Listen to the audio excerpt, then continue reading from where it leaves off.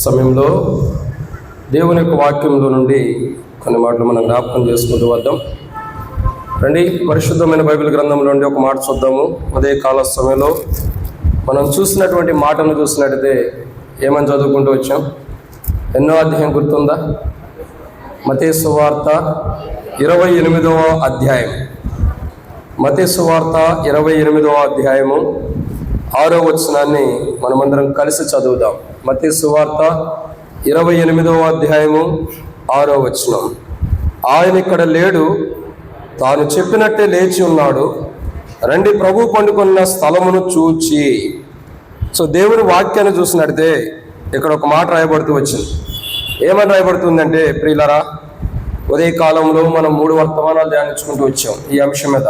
తాను చెప్పినట్టు ఆయన లేచి ఉన్నాడు. సో ఆయన పునరుద్ధానుడిగా మరి లేచిన అనుభవాన్ని చూస్తున్నాం. పునరుద్ధానుడిగా లేచిన తర్వాత ఏం జరిగిందన్నది 7 విషయాలు చూసాం. ఆయన పునరుద్ధానం ద్వారా మరి ప్రజలు పొందుకుంటున్నవి ఏంటో కూడా 7 విషయాలు చూసాం. ఆయన పునరుద్ధానం ద్వారా ఎవరికి మేలు జరిగిందో కూడా చూస్తూ వచ్చాం. సో ఇప్పుడు చూసేటటువంటి మాట ఏంటంటే, దేవుని వాక్యంలో ఒక మాట ఉంది. మత్తయి సువార్త 28వ అధ్యాయం 6వ వచనంలో, ఆయన ఇక్కడ లేడు, తాను చెప్పినట్టు ఆయన లేచి ఉన్నాడు, రండి ప్రభు పండుకున్న స్థలమును చూచి. ఆయన చెప్పినట్టే లేచి ఉన్నాడని చూస్తున్నాం. ఇక్కడ దేవుని వాక్యాన్ని జాగ్రత్త గమనించినట్టు ప్రియులారా, బైబిల్లో కొన్ని విషయాలు మనం జాగ్రత్తగా ధ్యానించవచ్చు. ఎందుకంటే ఎక్కువ సమయం లేదు, ఉదయం తీసుకున్నంత టైము. మాకు కూడా 9 గంటల ట్రైన్ ఉంది కాబట్టి త్వరగా ముగించాలి. సో కాబట్టి ఇక్కడ దేవుని వాక్యాన్ని చూసినట్టయితే 7:10 అయింది, 8 గంటల కల్లా ముగించేద్దాం దేవుని చిత్తం అయితే. కానీ ఇక్కడ గమనించాల్సిన కోణం ఏంటంటే, ఆయన పునరుద్ధానము నిమిత్తము దుష్టుని ద్వారా జరిగినవి ఏంటి అంటే, ఆయన పునరుద్ధానములో దుష్టుల ద్వారా జరిగిన కొన్ని ఉన్నాయి. ఆయన పునరుద్ధానం జరగకూడదని, ఆ పునరుద్ధానం ఆపబడాలని, లేదా పునరుద్ధానం గురించి ఆయన పునరుద్ధానం ఆయన పునరుద్ధానం పొందుకుంటున్నప్పుడు, ఆయన పునరుద్ధానుడై లేస్తున్నప్పుడు, ఆయన పునరుద్ధానుడిగా లేపబడక మునుపు ఆయన పునరుద్ధానం నిమిత్తమై దుష్టుడు చేసిన పనులన్నవి కొన్ని ఉన్నాయి. సో వాటిని మనం జాగ్రత్త గమనించినట్లయితే, ఆయన పునరుద్ధానం నిమిత్తము, ఆయన పునరుద్ధానం జరగక మునుపు దుష్టుని ద్వారా జరిగించబడినవి 7 క్రియలు ఉన్నాయి. దుష్టుని ద్వారా జరిగించబడిన 7 విషయాలు ఉన్నాయి. అంటే వీటన్నిటిని అధిగమించి యేసు ప్రభువు వారు పునరుద్ధానుడిగా లేచారు. సో దుష్టుని ద్వారా జరిగిన 7 రకాల పనుల క్రియలు, 7 రకాల విషయాలు ఏంటంటే, వాటిని మనం ధ్యానించే వరకు ప్రభువుని కొరకు చిన్న ప్రార్థన. మమ్మల్ని మిక్కిలిగా ఎక్కువగా ప్రేమించిన ప్రియ పరలోకపు తండ్రి, పరిశుద్ధుడు అయిన దేవా, మీకు స్తోత్రాలు. మీరు ఇచ్చిన కృపకై వందనాలు. ఈ సమయంలో కొన్ని మాటల వాక్యం ధ్యానిస్తున్న సహాయం చేయండి. దాసుడి కన్నా యజమానుడి వైపు చూస్తున్నట్లు, దాసుడు కన్నా యజమానుల వైపు చూస్తున్నట్లు మా కళ్ళు మీ వైపు వీక్షిస్తున్న మీరే సహాయం అనుగ్రహించి మహిమ పొందండి. దయచేసి నీ ప్రజల పక్షాన్ని నీకున్నదే చొప్పున దైత్యం జ్ఞాపకం చేసుకుని నాతో మాట్లాడండి. ప్రభా, నీ ప్రజల పక్షాన్ని నీకున్నదే చొప్పున దైత్యం జ్ఞాపకం చేసుకుని నాతో మాట్లాడి అక్కడ తీర్చమని, ఈ పరిచర్య అంతా దీవించమని ప్రార్థన చేస్తూ, దేవా, ఉదయం నుండి నీ పునరుద్ధాన విషయంలో నువ్వు ఎంతగానో మాట్లాడుతూ వస్తున్నావు. నీ వందనాలు. ఈ పునరుద్ధాన విషయమై నీవు మాత్రమే మహిమ తెచ్చుకోమని ప్రార్థన చేస్తూ, మరొకసారి కింద కూర్చుని ప్రజలకంటే నేను యోగ్యుని కాదు, వారికి వర్తమానం అందిస్తాను, నేను ఏమాత్రం అర్హత లేనివాడిని. కానీ దాసుడు కన్నా యజమానుడి వైపు చూస్తున్నట్లు, దాసుడు కన్నా యజమానుల వైపు చూస్తున్నట్లు మా కన్నా మీ వైపు వీక్షిస్తాను. మీరే సహాయం గురించి మహిమ పొందండి. దయచేసి నీ ప్రజల పక్షాన్ని నీకున్న దయచొప్పున దైత్యాలను జ్ఞాపకం చేసుకుని మాట్లాడమని, దేవా, వచ్చిన ప్రజలను బట్టి స్తుతిస్తూ మీ దాసుడు కూడా త్వరగా తీసుకురమ్మని యేసు ప్రభు నామములో ప్రార్థన చేస్తున్నాను తండ్రి, ఆమేన్. కాబట్టి ప్రియులారా, దేవుని వాక్యాన్ని చూసినట్టయితే, గ్లాస్ లేదమ్మా, గ్లాస్ కూడా పెట్టండి ఏమనుకో, ఒక పెద్దోడి. కానీ దేవుని వాక్యాన్ని చూసినట్టయితే ఆయన పునరుద్ధానము. సో ఆయన చెప్పినట్టు ఆయన లేచి ఉన్నాడని బైబిల్ జలవిస్తుంది. ఆయన ఏం చెప్పాడో దాని ప్రకారం ఆయన పునరుద్ధానే లేచాడు. సో ఆయన పునరుద్ధానుడై, ఆయన పునరుద్ధానము జరగక మునుపు దుష్టుడు కలిగి ఉన్న ఆలోచనలు ఒక 7 విషయాలు ఉన్నాయి ఆయన పునరుద్ధానం గురించి.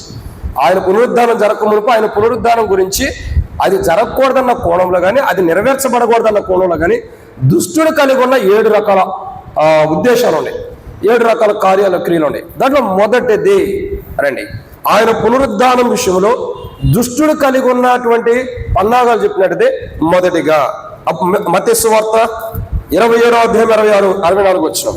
మత్తయి సువార్త 27వ అధ్యాయం 64 వచనం. కాబట్టి 3వ దినం వరకు సమాధిని భద్రము చేయ ఆజ్ఞాపించుము. వాని శిష్యులు వచ్చి వాడిని ఎత్తుకుని పోయి ఆయన మృతుల్లో నుండి లేచినని ప్రజలతో చెప్పుదురేమో, అప్పుడు మొదటి వంచన కంటే కడపటి వంచన మరి చెడ్డదని వార్త చెప్పాను. కాబట్టి దేవుని వాక్యాన్ని చూసినట్టే ఇక్కడ మొదటి కోణాన్ని చూస్తున్నాం. ఆయన పునరుద్ధానము జరుగుతున్న సందర్భంలో లేదా ఆయన పునరుద్ధానానికి ముందు మరి దుష్టుని ద్వారా ప్రేరేపించబడిన వారైనా కూడా మనం అనొచ్చు. దుష్టుని ద్వారా ప్రేరేపించబడిన వారైనా చేస్తున్నవేంటి? మొదటిగా ఏం చేస్తున్నారు వాళ్ళు అంటే, మత్తయి సువార్త 27వ అధ్యాయంలో మనం చూస్తూ వచ్చాం. 64వ వచనంలో చూసినట్టయితే ఏం చేస్తున్నారండి? ప్రధాన యాజకులు, శాస్త్రులు, మీరు పైకి వచ్చినారు కూడా చదివితే, ప్రధాన యాజకులు శాస్త్రులు వచ్చి ఏం చేస్తున్నారు? పిలాతు దగ్గరికి వచ్చి, అయ్యా ఇదిగో ఇలా జరగబోతుంది, ఇలాంటి పరిస్థితి ఉంది మరి, కాబట్టి ఆయన లేచినప్పుడు ఆయన శిష్యులు చెబుతూ వచ్చారు, ఆయన పునరుద్ధాన్ని లెగిస్తాడని చెప్తూ వచ్చారు కదా. ఒకవేళ కాబట్టి ఆ శిష్యులే ఆయన ఎత్తుకుపోయి ఏడన్నా బెట్టేం చేసుకుని ఆయన పునరుద్ధాడుగా లేచాడనే చెప్తారు వాళ్ళు. ఎందుకంటే ఆయన మొదటి వంచన కంటే మరి రెండోది చెడ్డగా అయింది. కాబట్టి అట్లా జరగకూడదు. చూడండి, యేసు ప్రభువుని ఎవరో ఎత్తుకెళ్లాల్సినంత అవసరం ఆయనకు లేదు. ఉందా? ఆయన దేవుని కుమారుడు, ఆయన మరణాన్ని జయించగలిగిన వాడు, ఆయన మృత్యుని జయించగలిగిన వాడు, ఆయన సమాధిని జయించగలిగే శక్తి కలిగిన వాడు. ఆయన ఒకరు ఎత్తుకెళ్ళవసరంలా. ఆయనే అనేకులు దేవుని రాజ్యంలో పెడుతున్నారు, ఆయనే అనేకులు దేవుని రాజ్యంలో నివసింపజేస్తున్నాడు. ఆయన ఎవరైనా ఎత్తుకుపోతారా? అవకాశమే లేదు. కానీ ఇక్కడ పరిశీలన శాస్త్రుల యొక్క ఆలోచనతో ఎట్లుండో, వారు ఏవైతే ఆలోచనలు కలిగి ఉంటారో, ఎట్టి ఆలోచనలు అయితే పరిశీలన శాస్త్రంలో ఉన్నాయో, వారి ఆలోచనలంతా కూడా పునరుద్ధానం మీదే.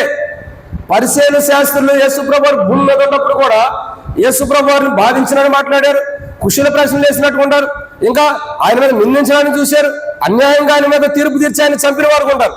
అవి కాక ఇప్పుడు ఏం చేస్తున్నారండి? పరిశీలన యొక్క ఆలోచనలు, శాస్త్రులు పరిశీలన చేస్తున్న పని ఏంటి తెచ్చండి? ఆయన మీద దురాలోచనలు కలిగి ఉంటారు.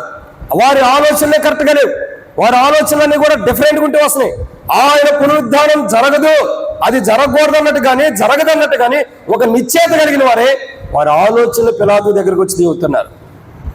వారు ఏవైతే ఆలోచన కలిగి ఉంటారో ఇక్కడ గమనించాల్సిన కూడా ఏంటంటే, వాళ్ళు ఎన్ని ఆలోచన కలిగి ఉందా, ఎలాంటి ఆలోచన కలిగి ఉందా, వారి ఆలోచనలన్నీ కూడా ఆయన పునరుద్ధానం ద్వారా కూలద్రోయబడి ఏం చేయబడుతూ వచ్చిందండి? వారి ఆలోచనలు పరిశీలన శాస్త్రులు ఎన్ని ఆలోచన కలిగి ఉందా, ఎంతగా ఆలోచన చేసినా, ఎటువంటి ఆలోచనలు పరిశీలన శాస్త్రులు ఆయన పునరుద్ధానం గురించి కలిగిన ఆలోచన కలిగి ఉన్నప్పుడు కూడా వారి ఆలోచనలన్నీ కూలద్రోయబడి వారి ఆలోచనలని పడద్రోయబడి, వారి ఆలోచనల కంటే బైబిల్ ఒక మాట రాయబడుతూ వచ్చింది, మనుషుల ఆలోచనలు అనేకములుండును. అదే కాదు ఇప్పుడు నెరవేర్చబడింది, మనుషుల ఆలోచనలు అనేకములుండును, యెహోవా యొక్క తీర్మానమే స్థిరమైనది. ఇప్పుడు పరిశీలన శాస్త్రం యొక్క ఆలోచన అంటే ఆయన లెగుస్తాడు, ఆయన వంచకుడు, లెగుస్తాడు కదా, ఆయన లేచాడని శిష్యులు చెబుతారు అని చెప్పి ఒక వంచకుడుగా ఆయన్ని అలాంటి అనుభూలో తీసుకొస్తున్నారు. అలాంటి అనుభూలో తీసుకొచ్చినప్పుడు కూడా మనుషుల్లో ఆలోచనలు పరిశీలన శాస్త్రం యొక్క ఆలోచన ఏంటంటే అసలు పునరుద్ధానం లేదు.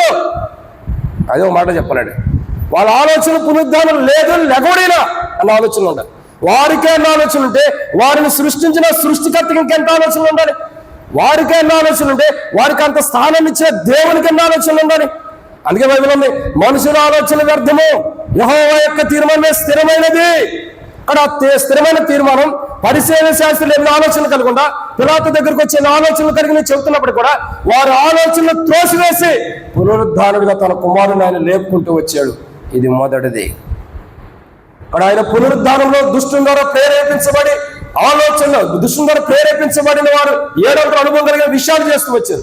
దాంట్లో మొదటిది ఏంటంటే ఆయన ఎడల ఆలోచనలు, సరైన ఆలోచనలు ఆయన పునరుద్ధానం గురించి. అది జరగదు, అది జరగకూడదన్న ఆలోచనలు పరిశీలన శాస్త్రం ఉంటారు. కానీ వారి ఆలోచనలు కూలద్రోసి దేవుని యొక్క సంపూర్ణమైన తీర్మానమే స్థిరమైనదిగా ఆ పునరుద్ధానం ద్వారా నెరవేర్చేది. ఇది మొదటి కోణం. రెండో విషయాన్ని చదవారండి, సమయం అయిపోతుంది, మీకంటే నాకు చాలా తొందర ఉంది. పొద్దున మీరు తొందరపడ్డారు, ఇప్పుడు నేను తొందరపడుతున్నా. ఎందుకు? పొద్దున మీరు ఏంటంటే ఎప్పుడు ముగిస్తారని మీరు తొందరపడ్డారు, ఇప్పుడు నేను ఎప్పుడు ముగియాలని నేను తొందరపడుతున్నాను. ఎందుకంటే నాకు ట్రైన్ అయిపోయింది, మళ్ళీ ట్రైన్ పోయిందంటే చాలా కష్టం, మళ్ళీ రేపు గడియే ఉండాలి. సో రెండో కోణం చూద్దామండి. ఆయన పునరుద్ధానం విషయంలో దుష్టుని ద్వారా ప్రేరేపించబడి అనేకులు చేస్తున్నవి. మొదటిగా ఏం చేశారు? దుష్టుని యొక్క ఆలోచనలు కలిగి ఉంటారు. వారు పునరుద్ధానం విషయంలో వారికి ఉన్న ఆలోచనలే కరెక్ట్ అని కాదు, పునరుద్ధానం లేదన్నట్టు, పునరుద్ధానం జరగదన్నట్టు ఆలోచన కలిగి ఉంటారు.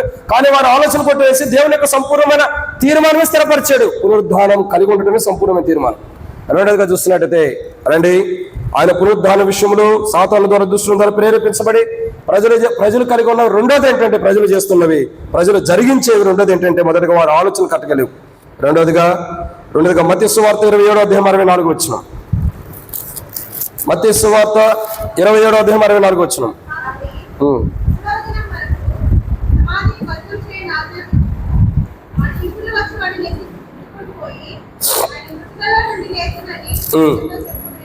చాలా కాబట్టి ఇక్కడ మనం చూస్తున్నాం రెండో కోణం. వారు ప్రభువు నిమిత్తమై చేసిన ప్రతి ప్రయత్నం కూడా విఫలమైపోయింది. పరిసయ్యులు శాస్త్రులు చేస్తుంది ఏంటి? ఏం చెబుతున్నారండి చూడండి. పిలాతు దగ్గరకు వచ్చి వాడు చెబుతున్న మాట ఏంటి?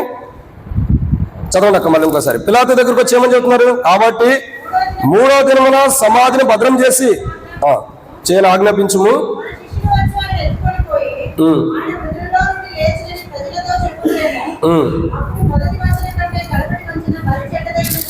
చాలు అక్క. కాబట్టి ఇక్కడ పిలాతు యొక్క జీవితాన్ని మనం చూస్తున్నాం. పిలాతు పరిసయ్యుల శాస్త్రుల యొక్క అనుభవం. మీరు సాతాను ద్వారా ప్రేరేపించబడినారు, మీలోకి వచ్చి అసలు పునరుద్ధానమే లేనట్టు, అసలు పునరుద్ధానమే జరగనట్టు, అసలు పునరుద్ధానం జరగదన్న కోణంలో వాళ్ళ ఆలోచన పిలాతు చెబుతున్నారు. పునరుద్ధానం జరగదు అన్నట్టుగా ఆలోచనలు చెప్పారు. ఆలోచన కోణంతో రేపండి.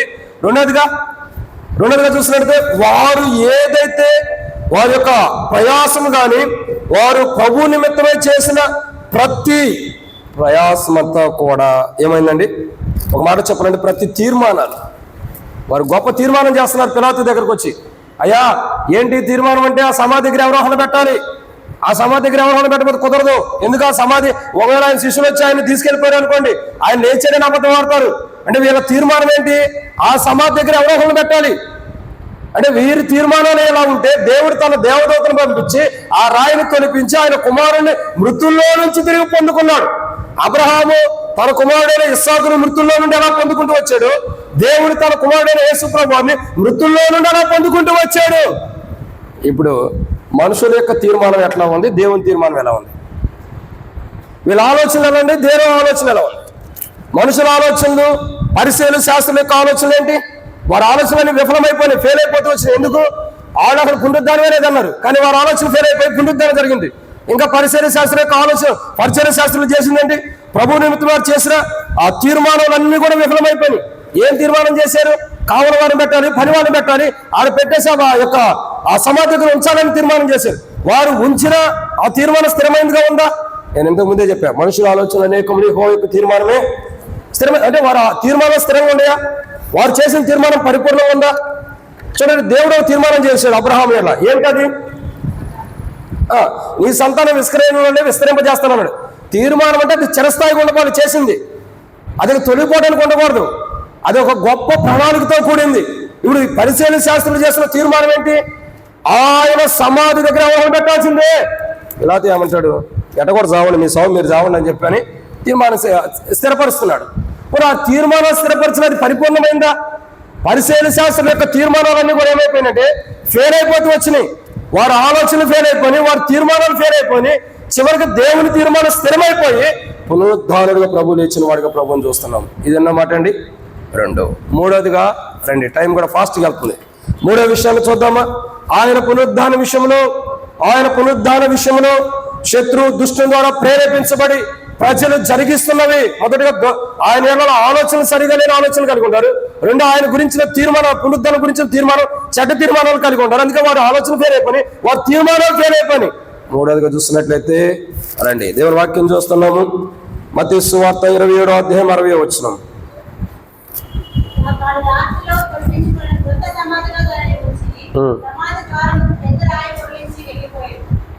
చాలక్క ఏం జరుగుతూ వచ్చిందండి? సమాధిలో ఉంచి పెద్ద రాయిని ఏం చేశారు చెప్పండి. ఇక్కడ చాలా ఇంపార్టెంట్ మాట ఉంది. పెద్ద రాయిని పెట్టి ఏం చేశారు? వాళ్ళు దొర్లించి వెళ్ళిపోయారు. ఇప్పుడు వాళ్ళు ఎంత ప్రయాసపడి ఆ రాయిని దొర్లించారు చెప్పండి. పరిశీలన శాస్త్రులు కానీ అక్కడ ఉన్నవారు కానీ ఎంత ప్రయాసంతో అంత పెద్ద రాయిని దొర్లించి ఉంటారు, అవునా కదా? ఇప్పుడు విషయం చూసినట్లయితే వాళ్ళు ప్రభు నిమిత్తమై చేసిన ప్రతి ప్రయాసం అర్థమైపోయింది. ప్రభు నిమిత్తమంటే ప్రభు కోసంగా చేసింది, ప్రభువుకు విరోధంగా, ప్రభువుకు అనుకూలంగా కాదు. ప్రభు యొక్క పునరుద్ధానానికి విరోధంగా వారు చేసిన ప్రతి ప్రయత్నం, ప్రతి ప్రయాసం వ్యర్థమైపోయింది. చూడండి పరిసయ్యులు ఎంత కష్టపడుతున్నారు. అసలు దేనికి ఇదంతా చెప్పండి? వీళ్ళకంటే ఆయన గొప్పోడైపోయాడు, వీళ్ళకంటే ఆయన ఘనమైన వాడికి అయ్యాడు, వీళ్ళకంటే ఆయన ఉన్నతమైన స్థానం నుండి ప్రజలను రక్షిస్తున్నాడు, స్వస్థపరుస్తున్నాడు, దేవుని రాజ్యం కొరకు అనేక సమకూరుస్తున్నాడు. ఒక కుళ్ళు కుతంత్రాలతో ద్వేషంతో తప్ప ఏమన్నా ఉందా ప్రయోజనకరమైంది అక్కడ చెప్పండి? ఇక సౌలు ఎలా చేస్తున్నారు, ఈయన కూడా అలాగే ఉంటారు కదా, అవునా కదండి? సౌలు ఎలా ఉన్నారు, వీళ్ళు కూడా అలాగే ఉంటూ వస్తున్నారు. అందుకే యేసుప్రభువు అంటాడు, దేవుని కుమారుని యందు విశ్వసించేవాడే నిత్య జీవం గలవాడు, దేవుని కుమారుని యందు విశ్వసించిన వాడు నిత్య జీవం గలవాడు కాడు, విశ్వసించిన వాడు నిత్య జీవం లేదు. కానీ ఇక్కడ పరిశీలన శాస్త్రం కనుగోలు ఏంటి? వారు శత్రు ద్వారా ఆనాడు మరి ఇస్కరియోతు యోధ ఎలాగైతే సాతాను ద్వారా ప్రేరేపించబడి ప్రభువుని అమ్మేసాడో ఆ రీతిలో ఆ అనుభవంలో ఇప్పుడు కూడా మనం అనుభవాన్ని చూసినట్లయితే ఇప్పుడు కూడా ఇస్కరియోతు యొక్క అనుభవంలో ఆ యొక్క ప్రజలు కూడా పరిశీలన శాస్త్రులు కూడా యేసు ప్రభు పునరుద్ధాన విషయమై వారు జరిగిస్తున్నవన్నీ రాంగే. వారి ఆలోచనలు సరిగ్గా లేవు, అవి ఫెయిల్ అయిపోయినాయి. వారి తీర్మానం కరెక్ట్గా లేవు. ఏం తీర్మానం చేశాడో అది ఫెయిల్ అయిపోతూ వచ్చింది. మూడవదిగా వారి ప్రయాసం కూడా ఫెయిల్ అయిపోయింది. చాలా ప్రయాసపడుతూ వచ్చారు. పెద్ద రాయిని తీసుకొచ్చి దానికి అడ్డుగా పెట్టారు. ఎంత కష్టపడి ఆ రాయిని తీసుకొచ్చి అడ్డుగా పెట్టారు, ఎంత ప్రయాసంగా రాయిని తీసుకొచ్చి అడ్డుగా పెడుతూ వచ్చారు. ఎంత ప్రయాసంగా రాయిని తీసుకొచ్చి అడ్డుగా పెట్టినా ఆ రాయి ఉందా చెప్పండి? ఉందా? ఎక్కడికి వెళ్ళింది అక్క? ఆ రాయి ఏమైపోయిందంటే దొర్లించబడింది. అంత పెద్ద రాయి కూడా ఏదైతే ఆయన బయటికి రాకూడదని ఆ రాయి సమాధి నుండి తొలిపోకూడదని దాన్ని అంతగా ఇంకా సంఖ్యల చేత బంధించారంట. సంఖ్యల చేత బంధించారు. మరి ఎంత బంధించినా ఎంత బంధకాల్లో పెట్టినా ఆ రాయి బయట దొర్లించబట్టం అన్నది ఆగిందా ఆగలేదా? ఆగిందా? ఆగలా. దొర్లించబడిందా లేదా? వారు ఎంత ప్రయాసంతో ఉండారు, ఎంత ప్రయాసం కలిగి ఉండారు, ఎంత ప్రయాసంతో వచ్చి ఉండారు వాళ్ళు ఎంత ప్రయాసపడుతున్నారో. పరిశీలన శాస్త్రం ఆయన పునరుద్ధానం జరగకూడదు. ఆయన పునరుద్ధాన విషయంలో పరిశీలన చేస్తున్నటువంటి ప్రతి ప్రయాసం ఫెయిల్ అయిపోయింది. ఆయన చంపారు అనుకున్నారు, కానీ పాపంలో ఉండేవారికి రక్షణ వచ్చేసింది. వాళ్ళ ప్రయాసం ఫెయిల్ అయిపోయిందా లేదా? ఇప్పుడు పునరుద్ధానాన్ని ఆపాలనుకుంటున్నారు. ఇది పునరుద్ధానం కూడా ఏమైపోయింది? వాళ్ళు ఆపాలనుకున్న ఆలోచనలు ఫెయిల్ అయిపోయింది, వారి ప్రయాసం అంతా ఫెయిల్ అయిపోయింది. ఇప్పుడు ఏం జరిగిందండి? చివరికి ప్రభువే గెలిచిన వాడుగా ఉన్నాడు. అవునా కదండి? చూడండి ఎంత ప్రయాసపడుతున్నారు. పెద్ద రాయిని తీసుకొచ్చి ఆ యొక్క సమాధికి అడ్డుగా పెడుతున్నారు.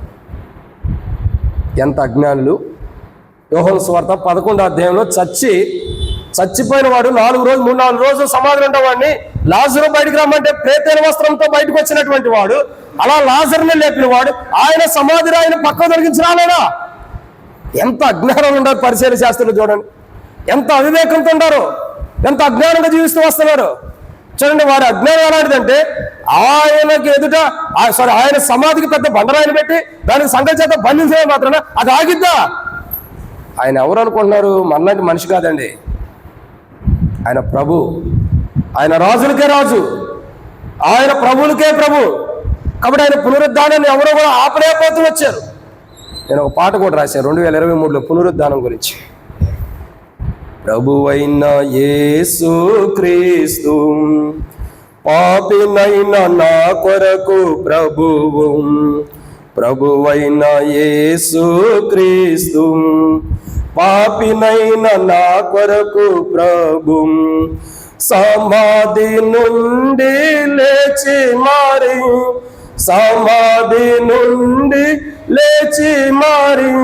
పునరుద్ధానుడై లేచెను.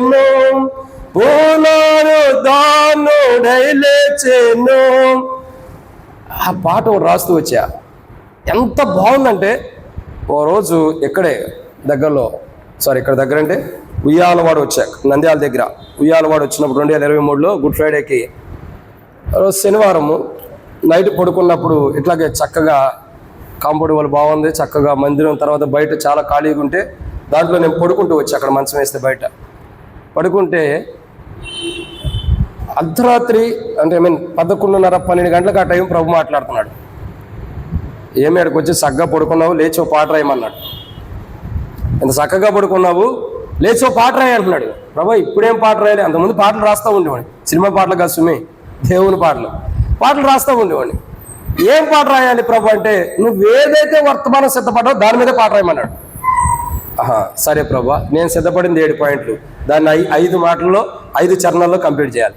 ఎట్లా నైట్ అల్లా పాట రాసి దాన్ని సిద్ధపరిచి పొద్దున్నే పాపం అక్కడ ఎవరొస్తుంటే ఎట్లాగే కీబోర్డ్ వేసేవాళ్ళు వాళ్ళ దగ్గర తీసుకెళ్తే ట్యూన్ మొత్తం లిరిక్ అందిస్తే వాళ్ళు అప్పటికప్పుడు ట్రాక్ రెడీ చేసి మళ్ళీ ఎమ్మటే ఆరాధన వర్తమానం అవడంతోనే పాట పాడేశారు. ఆ పాట నేను ఇవాళ పాడించాలనుకున్నా కానీ టైం లేదు, ఎందుకంటే రావటమే లేట్ అయిపోయింది, పత్రికలు ప్రింటింగ్ అవన్నీ కష్టం, 8:30కి కూడికి ఆరంభం కాబట్టి. ఇక్కడ ఎందుకంటే ఆయన పునరుద్ధానం విషయంలో చాలా విషయాలు జరుగుతూ వచ్చినాయి. పరిశీలన శాస్త్రులు ఎన్ని ఆలోచనలు కనుకుంటా, ఎన్ని తీర్మానాలు చేసినా, ఆయన పునరుద్ధానాన్ని గురించి ఎన్ని ప్రయాసపడినా, ఎంత ప్రయాసపడినా వారి ప్రయాసం అంతా ఒకడు గాలి కొరకే ప్రయాసపడినట్టే ఉంది. ఒకడు సంపాదించిన ప్రయాసం అంతా దేని కొరకు?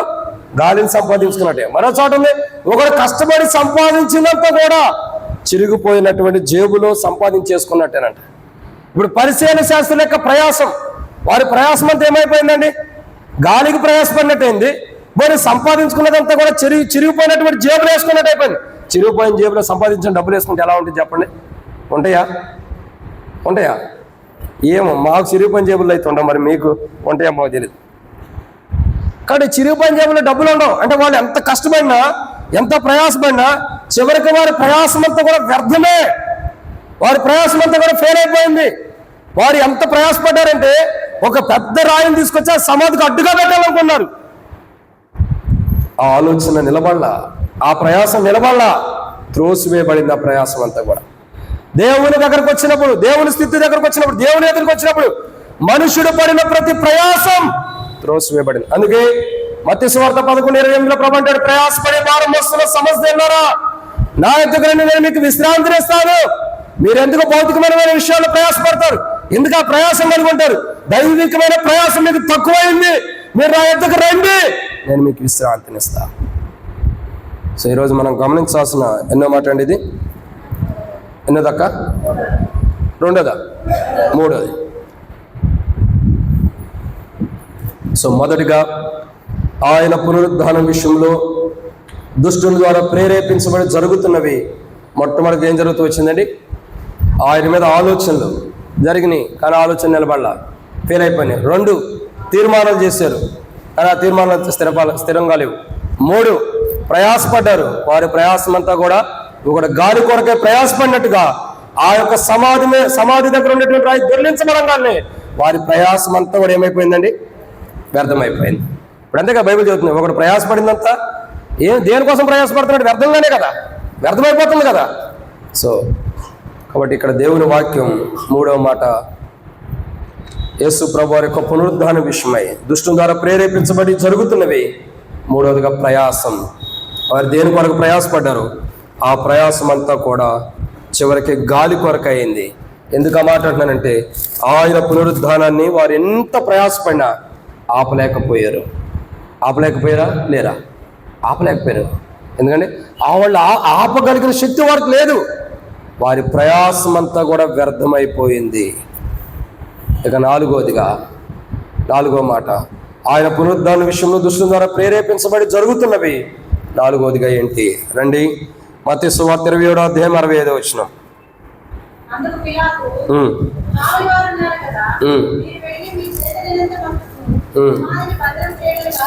చాలు అక్క. కాబట్టి ఇక్కడ మనం దేవుని వాక్యాన్ని చూస్తున్నాం. ఏమిటి మాట అండి?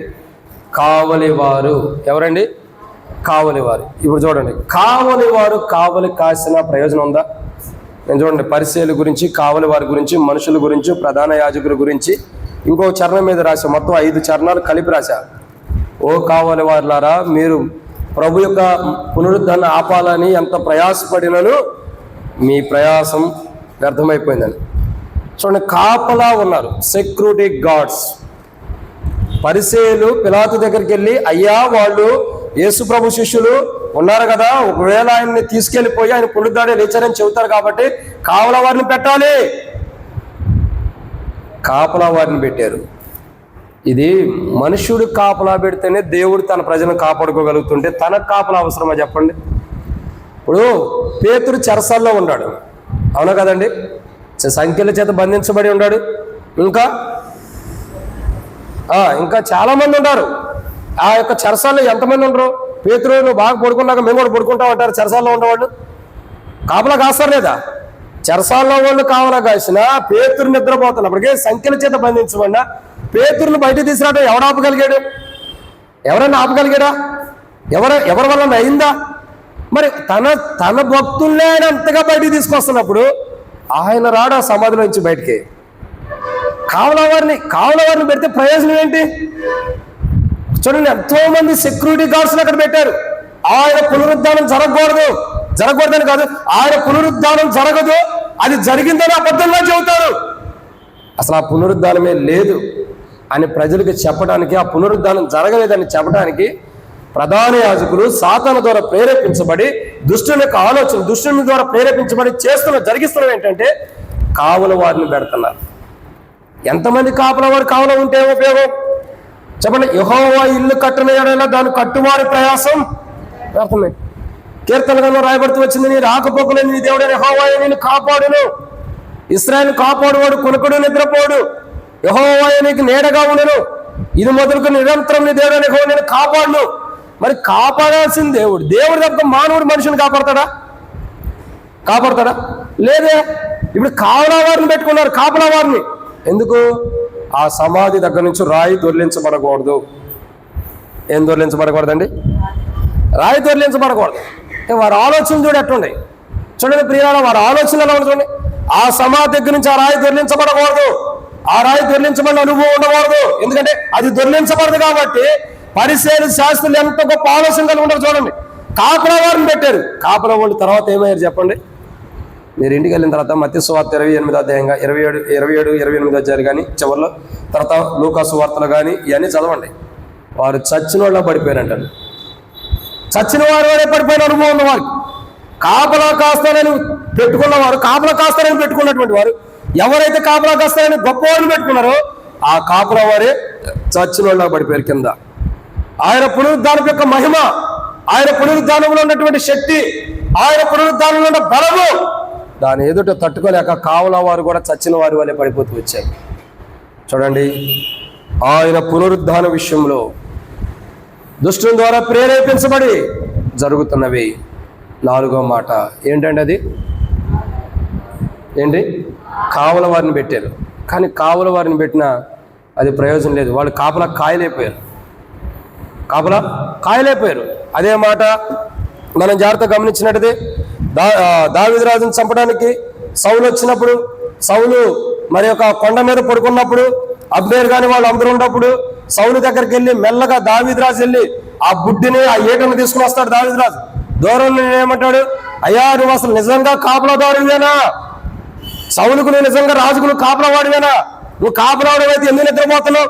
రాజు బుడ్డి ఎక్కడ ఉంది? నీటి బుడ్డి ఎక్కడ ఉంది? రాజు యొక్క ఈట ఎక్కడ ఉంది? నువ్వు నిజంగా కాపలావాడివేనా? అంటే ఒక కాపలావాడు అశ్రద్ధ కలిగి ఉండకూడదు కదా. ఒక కాపలావాడు ఎంతగానో ధైర్యంగా కాపలా కాస్తూ ఉండాలి కదా. నువ్వు ఎందుకు అశ్రద్ధ ఉండవని అన్నాడు. దావీదు ప్రశ్నించాడు. ప్రశ్నించాడు. మరి ఇప్పుడు వీళ్ళు ఎలా ఉన్నారు? వీళ్ళు అలా నిద్రపోతులేరు. కానీ వీళ్ళు మెలకుగా ఉన్నప్పటికీ ఆ పునరుద్ధానం ఆపబడలేదు. ఎందుకంటే ఆ పునరుద్ధాన విషయంలో ప్రజలు కలిగి శత్రు ద్వారా ప్రేరేపించబడి కలిగి ఉన్నవన్నీ కూడా వారు శత్రు ద్వారా ప్రేరేపించబడి జరిగిస్తున్నటువంటి ప్రతిదీ దేవునికి విరోధమైందే. అందుకే దేవుడు ఏం చేశాడు? కావల వారు చచ్చిపోయే వాళ్ళకి చేశారు. అంటే అలా స్థితిగా వాళ్ళు చేశారు. ఇప్పుడు వాళ్ళ పరిస్థితి ఎట్లా చూడండి.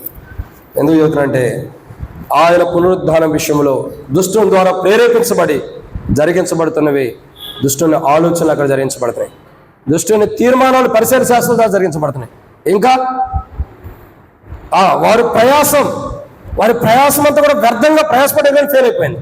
4వదిగా వారు కావల వారిని పెట్టారు, కానీ వాళ్ళు చచ్చిన వాళ్ళ పడిపోయి ఉన్నారు. ప్రయోజనం ఏంటి చూడండి.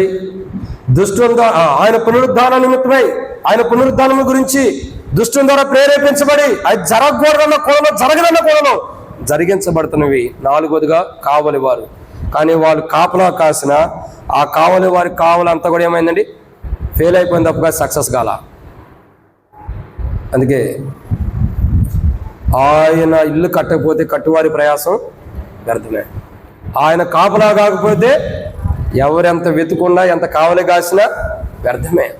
ఇప్పుడు చూడండి, ఆయన కుమారుడి పునరుద్ధాన విషయంలో పరిశీలి శాస్త్రులు కలిగి ఉన్న ఆలోచన బట్టి వారు వచ్చి కావలవారిని పెట్టారు. ఈ కావలవారిని అణిచివేయడానికి ఎవరు వచ్చారు? దేవుడు తన దూతను పంపించాడు.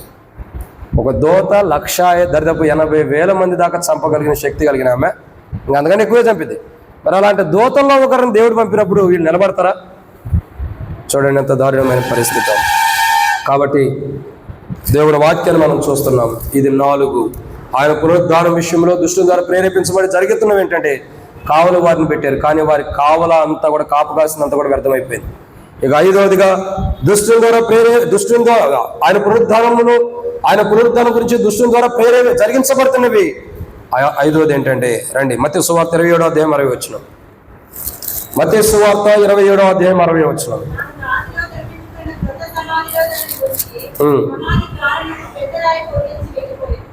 చాలా కాదు ఇక్కడ రాయబడుతున్నటువంటి ఎన్నో మాట అండి ఇది. 5వదిగా రాయి అడ్డంగా ఉంది. ఏం అడ్డంగా ఉందండి? రాయి. ఆయన పునరుద్ధానం గురించి ఒక రాయిని అడ్డం పెట్టేశారు. వాస్తవానికి అది తొలిపించుకుని ఆయన అక్కడ పెట్టేసి వెళ్ళిపోయి ఉండొచ్చు, కానీ తర్వాత వీళ్ళు ఏం చేశారు, ఒక పెద్ద రాయిని అక్కడ పెట్టినారు అని చూస్తున్నాం. అంటే ఏం జరుగుతూ వస్తుందండి? రాయి అడ్డుగా ఉంది. పెద్ద రాయి అడ్డుకొని ఆయన పునరుద్ధానం ఆపిందా?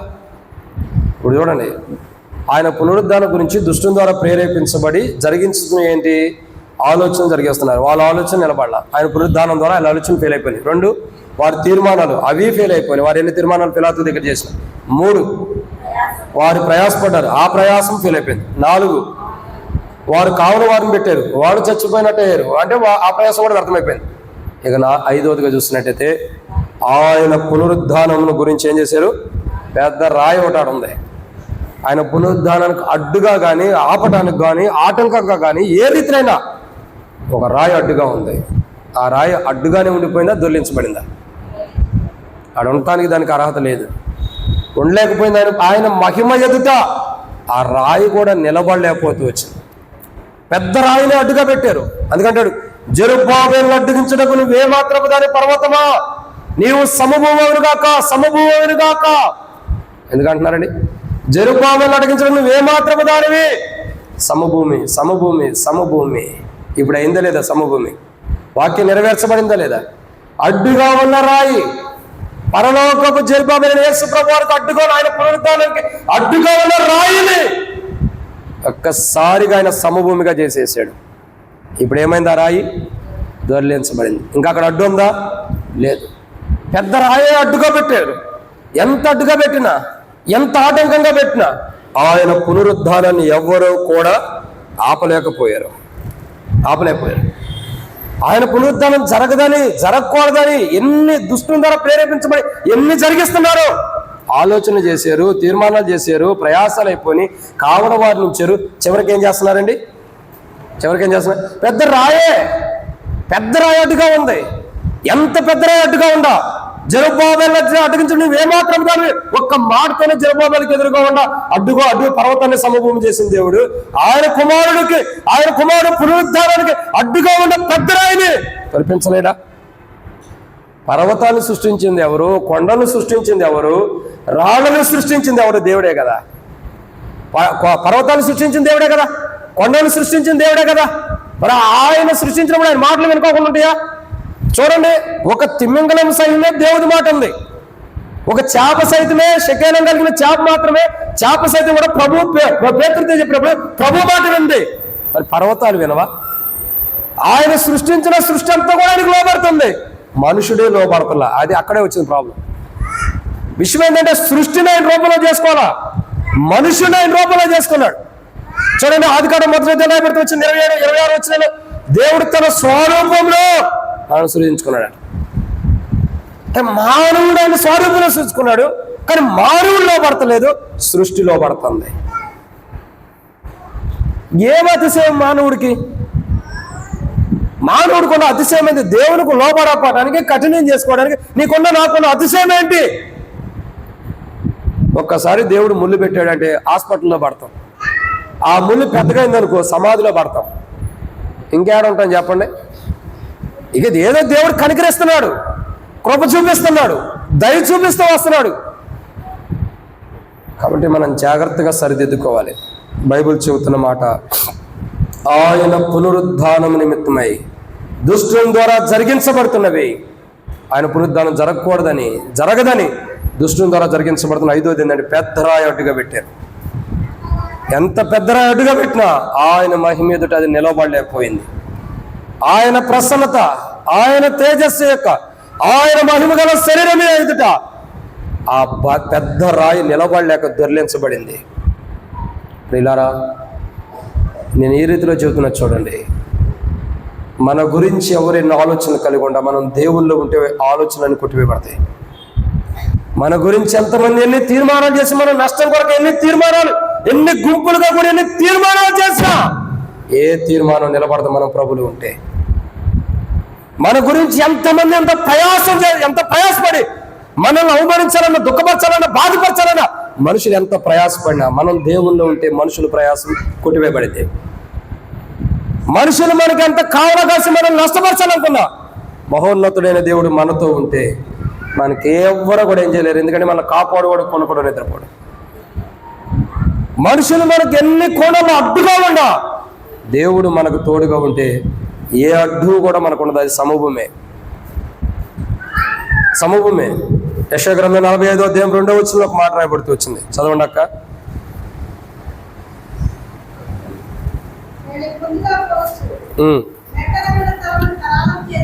నేను నీకు ముందుగా పోవచ్చు, మెట్టుగానున్న స్థలంలో సరళం చేసేదను. చాలు కాబట్టి ఏమన్నదండి, నేను నీకు ముందుగా పోవచ్చు, మెట్టుగానున్న స్థలంలో సరళం చేశాను. ఎంత బలమైనవైనా, మెట్టులైనా సరే, పర్వతాలైనా సరే అవేం చేయబడుతున్నాయండి?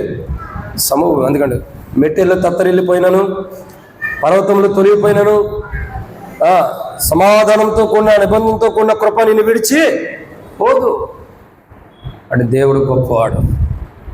మన ఎడల ఎవరు ఎన్ని ఆటంకాలు చేస్తున్నా, మన నిమిత్తమే ఎవరు ఎన్ని ఆటంకపరుస్తున్నా, దేవుడు కుమారుడు ఎదుట ఎన్నో ఆలోచనలు ఉండి ఎన్ని తీర్మానాలు చేశారు, ఎంతో మంది ప్రయాసపడ్డారు, ఎంతమంది కావలా ఉంచారు, ఎంతో పెద్దలైన అడ్డుగా పెట్టారు, కానీ ఏది నిలబడలా. చివరికి అదంతా కూలద్రోయబడింది. ఆయన పునరుద్ధానాన్ని ఆపలేకపోయింది. నా జీవితాల్లో మన ఎదుట దుష్టుని కార్యాలు ఎంతమంది ఎన్ని చేసినా ప్రభు మనతో ఉన్నప్పుడు ఏది కూడా మన ఎదుట నెరవేర్చబడతాయి. అన్నీ కూడా సమాధిలో ఎలా దొర్లించబడిందో అలా దొర్లించబడి వెళ్ళిపోతాయి. మన ఎదుట ఉండవు. నీ గురించి ఎంతమంది ఎన్ని ఆలోచన కనుకుండా, నీ గురించి ఎంతమంది ఎన్ని తీర్మానం చేసినా, నీ గురించి ఎంతమంది ఎంత ప్రయాసపడినా, నీ గురించి ఎంతమంది కావాలవారు ఉండా, నీ గురించి ఎంతమంది ఎన్నో అడ్డుగా పెట్టినా తొక్కుకుంటే వెళ్తా తప్పగా నీకేం చేయవు. ఎందుకు? మహోన్నతుడైన దేవుడు, యుద్ధశూరుడైన దేవుడు, బలశూరుడైన దేవుడు, దహించు అతులైన దేవుడు నీతో నాతో ఉన్నాడు. ఆ కుమారుడితో ఉండి పునరుద్ధానాన్ని జరిగించిన దేవుడే నీకు నాకు ఆయన పునరుద్ధానంలో పాలుపంపులు కలిగిన మనతో కూడా ఆయన ఉన్నాడు. ఆయన నిన్ను విడవడు, నిన్ను ఎడబాయడు అన్న మాట నెరవేరుస్తున్నాడు. సో ఈరోజు ఆయన పునరుద్ధానం విషయంలో పెద్ద బండరాయి అడ్డుకుంది. మన జీవితంలో ఏ వివరాలు మనకు అడ్డుకుంటూ వస్తున్నావు వాటన్నిటిని కూడా ఒక్క మాటతో సమభూమి చేస్తాడు ఆయన. ఇక్కడ కూర్చున్న వాళ్ళు ఎంతోమంది ఎన్నో రాళ్ళు అడ్డుగా ఉండొచ్చు. మన ప్రయాణం ముందరికి వెళ్ళకోకుండా ఎన్నో ఆటంకాలు జరుగుతూ ఉండొచ్చు, ఎన్నో అబ్జెక్షన్ జరుగుతూ ఉండొచ్చు. మనం ముందరికి వెళ్ళాలనుకున్నా వెనకుండా ఎన్నో రాళ్ళు మనకు ముందుగా ఉండి మనల్ని అడ్డుకిస్తూ ఉండొచ్చు. అని ఈరోజు ఆ రాళ్ళన్నిటిని కూడా ప్రభు దొర్లించడానికి సిద్ధంగా ఉంటాడు. జస్ట్ మనం చేయాల్సిన ఒకటి, ప్రభా నాకు అడ్డుకొండ రాళ్ళని తొలగించు ప్రభా, నీ నామమును తీసుకుని నీ పునరుద్ధానాన్ని ఆపలేకపోయింది.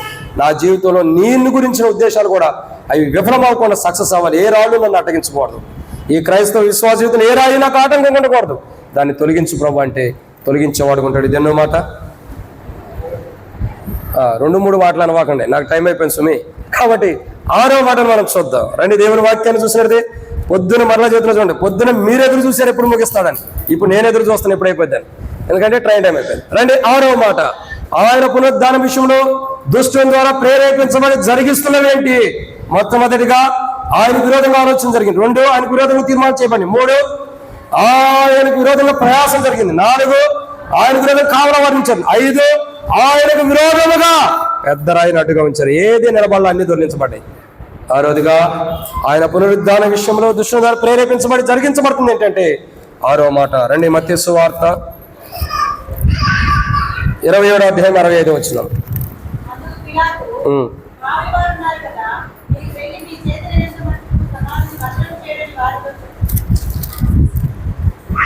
అక్క చదవండి.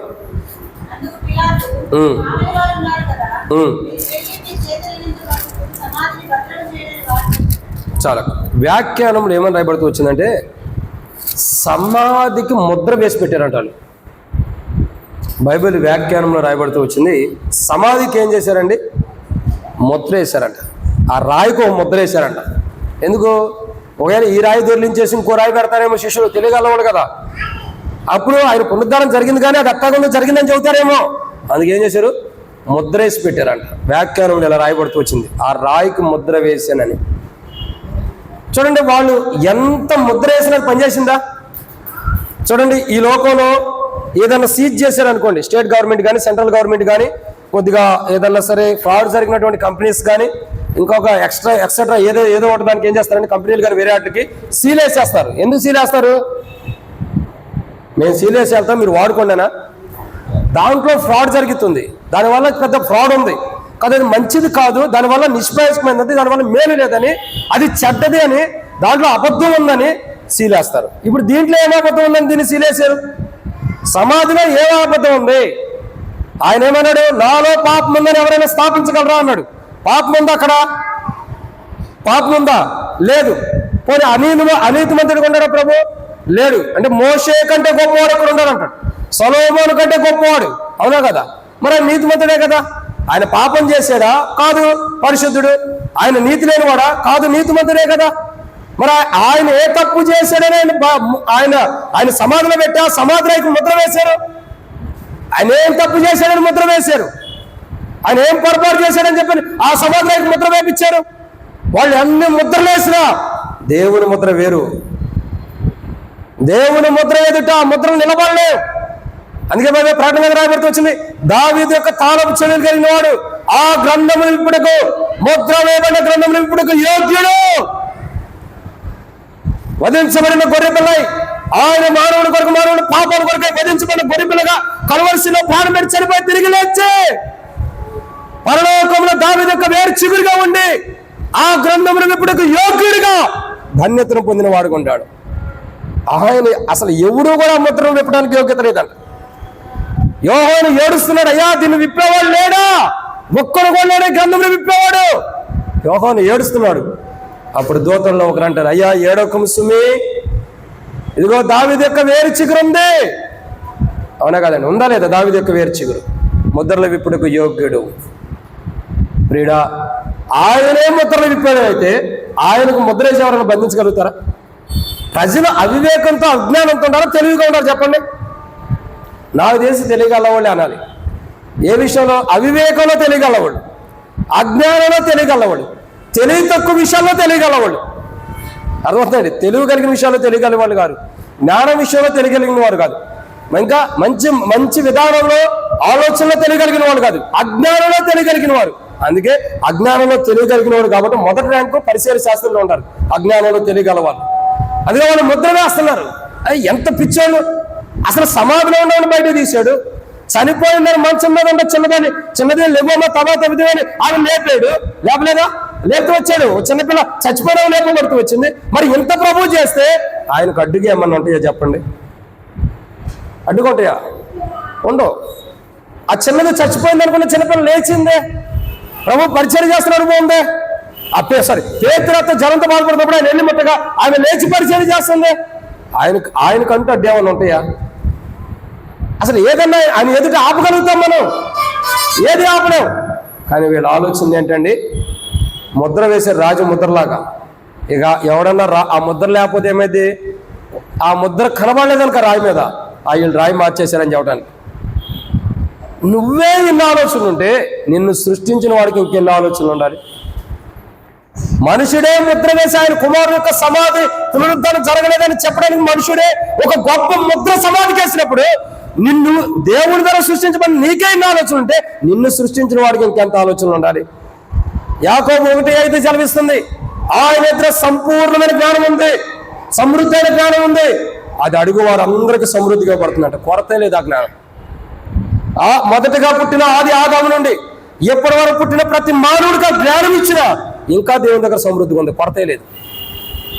అంత జ్ఞానవంతుడు. మనకి ఇంత జ్ఞానం ఇస్తే అంత అని చెబుతాం. ఎంత అని చెబుతామండి?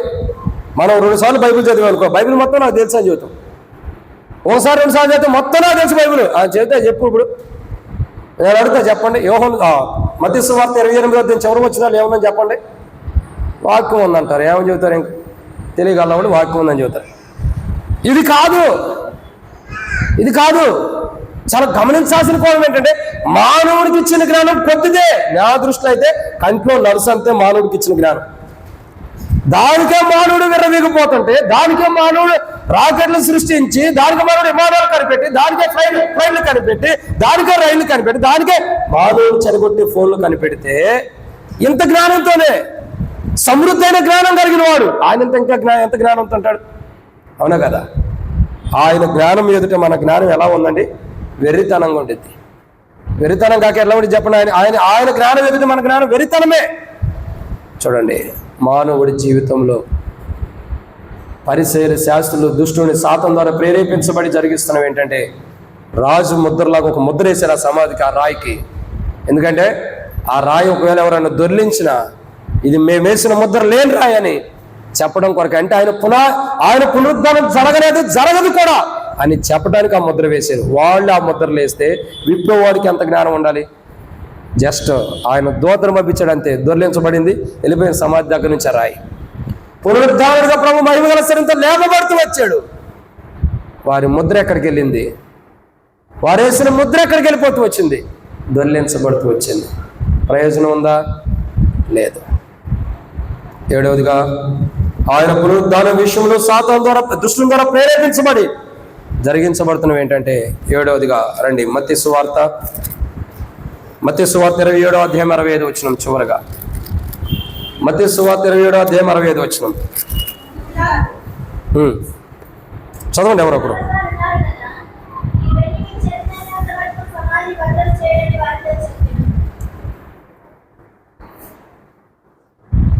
చదివారక్క? కాబట్టి ఇక్కడ దేవుని వాక్యం చూసినట్టే ఏమని రాయబడుతూ వచ్చిందండి? అందుకు పిలాతు, కావలి వారు ఉన్నారు కదా, మీరు వెళ్ళి మీ చేతనైనంత మటుకు సమాధిని భద్రం చేయడని వారితో చెప్పాను. తర్వాత 66వ వచనంలో, వారు వెళ్ళి కావలి వారిని కూడా ఉంచుకొని రాతికి ముద్ర వేసి, ముద్ర అన్నది 66వ వచనం, ముద్ర వేసి సమాధిని ఏం చేశారండి? భద్రం చేశారు. ఇంతకుముందు వచ్చిన తప్పు చెప్పినట్టు 66వ వచనం, సమాధికి ముద్ర వేశారు. తర్వాత ఏం చేశారండి? భద్రం చేశారు. ఎంత భద్రం చేసినది ఆగిందా? చాలా భద్రంగా కాపాడటానికి ఇష్టపడ్డారు.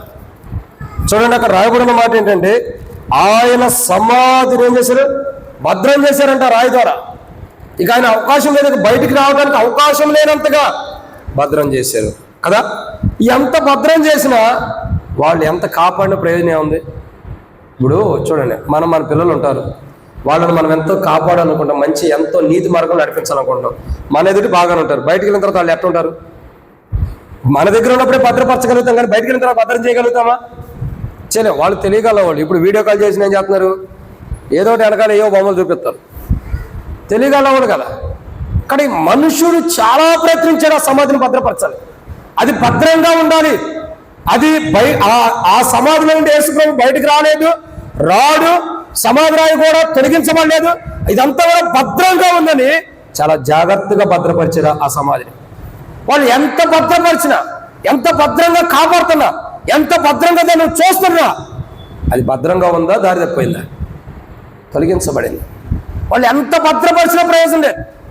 ఒక మాటలో చెప్పాలంటే, వాళ్ళు జాగ్రత్తగా ప్రయాసముతో జాగ్రత్తగా దాన్ని కాపాడుకుంటూ వస్తున్నారు. చాలా కాపాడుతున్నారు. అది బాగుండాలి, దానికి అది లేపబడకూడదు, దొరించబడదు లేదు అని చెప్పి చాలా భద్రం చేశారంట. దాన్ని భద్రం చేశారంటే సంఖ్యల చేత కూడా బంధించారని అర్థం. చాలా భద్రం చేస్తూ వచ్చారు. ఎంత భద్రంగా చేసినా ప్రభు పునరుద్ధానం ఆపేరా? పేతురు సంఖ్యలనే విరగొట్టిన దేవుడు ఈ సంఖ్యలు పెద్ద లెక్కయ్యా. పేతురు సంఖ్యలనే విడదీసిన దేవుడు ఈ సంఖ్యలు పెద్ద గొప్పయ్యా కాదే. కానీ ఆయన సమాధిని ఎంతగానో భద్రపరుస్తూ వచ్చారు. జాగ్రత్తగా దాన్ని కాపాడుతున్నారు. చాలా భద్రంగా ఉంచారు దాన్ని. ఎన్నో విషయాల్లో ఎన్నెన్నో వేసి ఎంతగానో దాన్ని భద్రపరుస్తూ వచ్చారు. అంటే అసలు ఆ సమాధి తొలగించబడకోకుండా, రాయి తొలగించబడకోకుండా అంత భద్రంగా దాన్ని భద్రపరిచారు. ఎంత భద్రపరిచినా ఆ పునరుద్ధానం ఆపబడిందా? లేదు. మనుషులు ఎంతో ప్రయాసపడి ఆ సమాధిని భద్రపరిచారు. కానీ వారు ఎంత భద్రపరిచినా, రాజు ముద్ర వేసినట్టుగా ముద్ర వేసి ఎంతగా భద్రపరిచినా ఆ సమాధి ఆగిపోతూ వచ్చిందా? తెరవబడటం ఆగలా. వీడా ఎంతమంది ఎన్ని ముద్రలు వేసి నిన్ను బాధించినా, నిన్ను అడ్డగించినా, నీకెంతగా అడ్డుగా నీకు అడ్డంగా ఉండా ఆయన నీ ఎడల చేయాలనుకున్న కార్యాలు ఆగవు. ఆయన నీ ఎడల ఏ కార్యం చేయాలనుకున్నాడు, నిన్ను ఏ పాత్రగా దేవుడు వాడుకోవాలనుకున్నాడు, అది ఆగదు. నిన్ను తన సేవ కొరకు వాడుకోవాలనుకుంటే ఖచ్చితంగా వాడుకుంటాడు. నీకు విరోధంగా ఎన్ని ఆలోచనలు ఉండా, ఎన్ని తీర్మానాలు వచ్చినా, ఎంతమంది ఉండా, ఎంత అడ్డుగా వచ్చినా, ఎన్ని ప్రయాసాలు కలిగి ఉండా, ఆయన నిన్ను తన పరిచయంలో వాడుకోవాలంటే ఏది నిన్ను అడ్డంగా ఉండదు. నీకు యేసు ప్రభువు పునరుద్ధానాన్ని ఆపలేకపోయినాయి, నిన్ను ఆపగలుగుతాయా? కఠినమైన పని ఆపలేకపోయినప్పుడు నిన్ను ఆపగలుగుతాయా? ఏది ఆపలేదు. ఒక సేవే కాదు, ఒక పరిచర్య కాదు, దేవుని కొరకై సమర్పణ చేసుకుని సంపూర్ణమైన సేవ చేయడానికి కూడా ఆటంకంగా ఏది ఉండదు. నిన్ను ఆటంకపరిచే వాటిని దేవుడు ఆపేస్తాడు. నీకు అడ్డుగా ఉండే వాటిని దేవుడు ఆపేస్తాడు. నువ్వు దైవ ప్రణాళికలో దేవుని సేవ చేయాలని దేవుడు కోరుకుంటున్నప్పుడు నువ్వు చేయాల్సిన సేవను ఆపటానికి ఎంతమంది పరిచర్యలు శాస్త్రులు బయలుదేరుతారు. ఎంతమంది నీకు విరోధంగా ఆలోచన చేసినా, ఎంతమంది నీకు విరోధంగా తీర్మానం చేసినా, ఎంతమంది కావడం ఉన్నా, ప్రయాసపడినా, భద్రం చేసినా, వాళ్ళు ఎన్ని తీర్మానాలు చేసినా ఆయన నిన్ను తన పని కొరకే వాడుకోవాలనుకున్నప్పుడు ఏది అడ్డుగా ఉండదు. దేవుడు తన కుమారుని పునరుద్ధానం ద్వారా పాపమున్న మానవుడికి రక్షణ ఇచ్చి ఆ మానవుని దేవుని రాజ్యాన్ని తీసుకోవాలని ఆలోచన కలిగి ఉంటాడు. కానీ పరిచర్యలు శాస్త్రులు దుష్టుల ద్వారా ప్రేరేపించబడి జరిగిస్తున్నవేంటి? వారి ఆలోచనలు కట్టగలేదు. దేవుని ప్రభుకు విరోధంగా ఉన్నాయి, ప్రభు పునరుద్ధానానికి విరోధంగా ఉన్నాయి. వారి తీర్మానాలు ప్రభు పునరుద్ధానానికి విరోధంగా ఉన్నాయి. ఇంకా వారి ప్రయాసం ప్రభు పునరుద్ధానానికి విరోధంగా ఉంది. ఇంకా కావడం వారు ప్రభు పునరుద్ధానానికి విరోధం కావాలని కాస్తున్నారు. ఇంకా పెద్ద రాయి అడ్డుగా, ఆ రాయి ఉండటమే ప్రభు యొక్క పునరుద్ధానానికి అడ్డుగా. ఇంకా ఎంతమంది ఎంత రాజముద్ర వేసినా విఫలమైపోయింది. ఎంత భద్రంగా పెట్టినా సమాధి బయటికి తెరవబడకూడదని ఎంత భద్రంగా పెట్టినా సమాధి తెరవబట్టం ఆగిందా? ఆగలేదా? ఆగల. ఎందుకంటే ఈ వర్తమానము నీ పట్ల, నా పట్ల దేవుడు ఏం చేయాలనుకుంటున్నాడు, ఆయన పునరుద్ధానం ద్వారా ఆయన కుమారుడికి ఏం చేశాడు, మనకు కూడా అదే చేస్తాడు. ఎన్ని పరిస్థితులు ఎదురైనా, ఎన్ని పరిస్థితులు మన జీవితంలోకి వచ్చినా, ఎన్ని పరిస్థితులు మన జీవితంలో తుఫాన్లాగా సముద్ర సునామీ వల్ల వచ్చినా ఏది మనకేం చేయదు. ఎందుకంటే ఆయన నీకేం చేయాలనుకున్నాడో చేసేస్తాడు. అబ్రహాముకు వాగ్దానం ఇచ్చాడు. అబ్రహాము చచ్చిపోయాడు, ఇస్సాకు చచ్చిపోయాడు, యాకోబు చచ్చిపోయాడు. ఇస్సాకు యాకోబు చచ్చిపోయాడు. 12 మంది ఇశ్రాయేలు కూడా చచ్చిపోయారు కదా. 430 సంవత్సరాలు బతికారు వాళ్ళు. 12 మంది గోత్రికులు, ఇశ్రాయేలుకి క్షమించండి, గోత్రికులు ఉన్నారా లేదు? చచ్చిపోయారా? 12 మంది చనిపోయి ఉంటారు రాజేష్. అందరూ చచ్చిపోయారు. ఆయన దేవుడు ఇచ్చిన వాగ్దానం తప్పిపోయిందా? ఆయన ఏం చేయాలనుకున్నాడో చేయకోకుండా అటు ఆగిపోయిందా? లేదు. ఎవరితో నిబంధన చేశాడో ఆ మనుషులు వెళ్ళిపోయింది, లోకంలో లేకపోయినా 430 సంవత్సరాల తర్వాత అబ్రహాముకి ఇచ్చిన వాగ్దానం నెరవేర్చాడు. ఆయన నీతో నాతో మన పట్ల ఏదైతే ఆయన చేయాలనుకున్నాడో, మన ద్వారా ఏది జరిగించాలనుకున్నాడో, ఎన్ని ఆటంకాలు వచ్చినా, ప్రపంచమే తల్లకిందులైపోయినా ఆయన తన తీర్మానం ముటికి మన ఎలా జరిగించాలనుకున్నదే జరిగిస్తాడు. ఫరో అడ్డుగా వచ్చాడు. అబ్రహాంకి ఇచ్చిన మాట ప్రకారం ఫరోని అడ్డుగా తొలగించాడు. ప్రయాణంలో చేస్తున్నప్పుడు 40 సంవత్సరాల ప్రయాణార్థులు ఎంతోమంది ఆటంకంగా ఉన్నారు, అందరినీ తొలగించాడు. ఎంతోమంది రాజులు అది ఎన్ని ఆటంకాలు కూడా అందరిని తొలగించుకుంటాడు. చివరికి తన ప్రజల్ని కానాన్లోకి చేర్చాడు. దేవుడు చేర్చాడా? చేర్చలేకపోయాడా? చేర్చాడు. అదే దేవుని గొప్పతనం. ఆయన ఏం చేయాలనుకున్నాడో చేస్తాడు. ఆయన ఏం చెబుతున్నాడో చేసేవాడు. ఆయన తన కుమారుని యొక్క పునరుద్ధానం జరగాలని ఇష్టపడ్డాడు, జరిగించాడు. దాన్ని అడ్డగించాలని సాతాను ప్రయత్నించింది. సాతాను ఆలోచన కూలద్రోయబడి నీ జీవితంలో, నా జీవితంలో దేవుడు ఏం చేయాలనుకున్నాడు అది చేస్తాడు. ఏది జరిగించాలనుకున్నాడు అది జరిగిస్తాడు. దాన్ని ఆటంకపరచడానికి శత్రువు ఎన్నో ప్రయత్నాలు, ఎన్నో ఆలోచనలు, ఎన్నో తీర్మానాలు, ఎన్నో ఉద్దేశాలు, ఎంతోమంది అడ్డుగా, ఎంతోమంది ప్రయాసం, ఎంతోమంది ఎన్నో కోణాలు భద్రంగా కానీ ముద్రలు వేసి ఎన్ని ఆటంకం చేసినా ఆయన నీ ఎడల చేయాలనుకున్న కార్యం ఆగదు. నిన్ను తన సేవకు వాడుకోవాలనుకుంటే వాడుకుంటాడు, తన పరిచర్లో వాడుకోవాలంటే వాడుకుంటాడు, తన సువార్త కొరకు వాడుకోవాలంటే వాడుకుంటాడు, తన నామ ఘనత కొరకే వాడుకోవాలంటే వాడుకుంటాడు. నిన్ను ఉన్నతమైన స్థలముల మీద ఎక్కియాలనుకుంటే ఎక్కిచ్చేస్తాడు. ఎవరు అడ్డు పడినా కానీ ఆగదు. చివరగా రాష్ట్ర సీఎంలైన ప్రధానమంత్రులు అడ్డపడినా, నిన్ను దేవుడు ఉన్నతమైన స్థానాన్ని తీసుకెళ్ళాలంటే ఎవరు అడ్డుపడినా ఆగదు. ఎవరు అడ్డుపడినా ఆగదు. అది దైవ చిత్తం. కానీ ఈరోజు మనం గమనించాలి, ఆయన పునరుద్ధానం విషయమై దుష్టుని ద్వారా ప్రేరేపించబడి జరిగించబడి 7 ఉన్నాయి. మన జీవితాల్లో కూడా దుష్టుని ద్వారా ప్రేరేపించబడి జరుగుతున్నాయి చాలా ఉన్నాయి. చెప్పుకోలేని విషయాలు చాలా ఉంటాయి. లోపల బాధతో కొన్ని చాలా ఉంటాయి. బహిరంగంగా చెప్పలేని కొన్ని ఉంటాయి. ప్రతి విషయానికి నువ్వు బాధపడే నీ దుఃఖానికి, నీ వేదనకి, నీ హృదయంలో ఉన్న బాధ, హృదయంలో ఉన్న మనోవేదన, ప్రతి దుఃఖం బయటకు చెప్పుకోలేని ప్రతి దానికి కూడా ప్రభు ఈరోజు దానికి సమాధానం ఇవ్వడానికి సిద్ధంగా ఉంటాడు. ఏది ఆ యొక్క బాధ నుండి నీ దగ్గర నుంచి తీసివేయడానికి ఏది అడ్డంగా ఉండదు. ఆయన తీసివేయడానికి సిద్ధంగా ఉంటాడు. ఆ మనోవేదన, ఆ బాధ, ఆ దుఃఖం, ఆ వేదన ఏదైతే నీలో కృంగదీస్తున్నాయి, నిన్ను ఒక అనారోగ్యమైన, ఒక బలహీనతైన దాని నుండి ప్రభు విడుదల ఇవ్వడానికి ఇష్టపడుతున్నాడు. ఆయన కుమారుని పునరుద్ధానానికి విరోధంగా ఎన్ని ఆలోచనలు జరిగినా అవి నెరవేర్చబడాల. నా జీవితాలకు, మన జీవితాలకు శత్రువులు ఎన్ని జరిగినా, ఎన్ని ఆలోచనలు, ఎన్ని క్రియలు జరిగినా అవి జరిగించబడవు. ఎందుకంటే ఆయన కుమారుడు పునరుద్ధానం గురించి తండ్రి ఎదురు చూశాడు, ఆయన జరిగించాడు. మన జీవితంలో మేలు చేయాలి, మన జీవితానికి ఆయన అవసరమైన కార్యాలు తండ్రి చేస్తున్నాడు. ఇంకెవడో కూడా అడిగించేవాడు ఉన్నాడు. ఒకవేళ నీకు నాకు అడ్డుగా ఏదన్నా ఉంటే దాన్ని సమభూమిగా చేస్తాడు దేవుడు. అలా ప్రభు చేయాలంటే యేసు ప్రభువు ఒక మాట అంటాడు, పరిశుద్ధుడు అయిన తండ్రి నీవును నేనును ఏకమయ్యలాగున. ఏమంటాడండి? పరిశుద్ధుడు అయిన తండ్రి నీవును నేనును అంటే మనం ప్రభువులో ఏకమైపోయి ఉండాలి. ప్రభువులో ఏకమైపోయి ఉండాలి. ఒక మాట చెప్పండి, పాలు నీళ్ళు కలిసిపోతే లేవా? మొన్న మా దగ్గర కూడా అడుగుతూ వచ్చా, పాలు నీళ్ళు కలుస్తాయా లేవా? చెప్పండి, కలిసిపోతే లేవా? నేను కలిసిపోవంట, మీరు కలుస్తాయి అంటున్నారు. కలుస్తాయా కలవా? కలుస్తాయి.